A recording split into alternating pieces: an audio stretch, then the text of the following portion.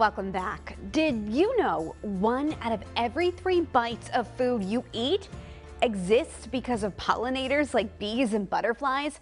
This is according to the USDA, and it says pollinators are in trouble. They're disappearing, all because there aren't enough pollinator-friendly plants to support them. But you can help. In today's All the Dirt, Lynchburg Grows gives us some tips on growing a pollinator garden.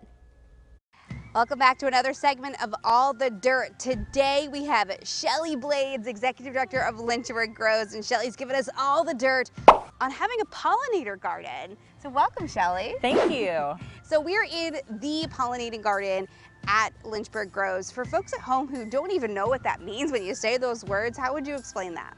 Yeah, so a pollinator garden is just a space, a garden where you plant plants, flowers that are going to bring all the pollinators to the yard. Just like the song, right? Yep. Kind of. So what I really love about that is you're attracting these pollinators, and then that's going to help grow your food. Can you explain for folks who may not even understand what that means to have a pollinator? Those are bees and different types of insects, right? Yeah. So take for instance like the honeybee or a wasp. We have tons of those in our greenhouses. What they do is they get into the flower of the plant and they shimmy their bodies around and they move the pollen around, and that helps the plant fruit and grow.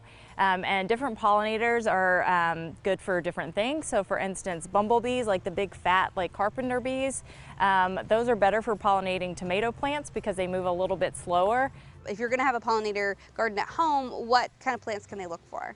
You definitely want to try to look for native plants, so native to Virginia and our region. So bee balm is especially great. We have some bee balm here, and you can see all of the pollinators. You can see the bees, little insects. They're real happy. They're going to take this back to their hive. And then you can also do some other things like echinacea, which a lot of people know as coneflower. Those are really beautiful and also native to this area. Pollinator gardens are great because you don't have to plant them each year. It just comes back. So once you get it established, you're going to have this great pollinator garden for years and years and years.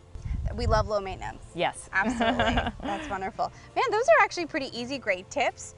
Great for the garden, great for the environment, and it's just a matter of planting a couple plants. Yeah. That'll attract the bees. Yeah, it's pretty easy. All right, Shelly Blade, Executive Director of Lynchburg Grows. Thank you so much for joining us today. Thank you. I learned all the dirt on growing my own pollinator garden. I hope you did too. We'll see you next time.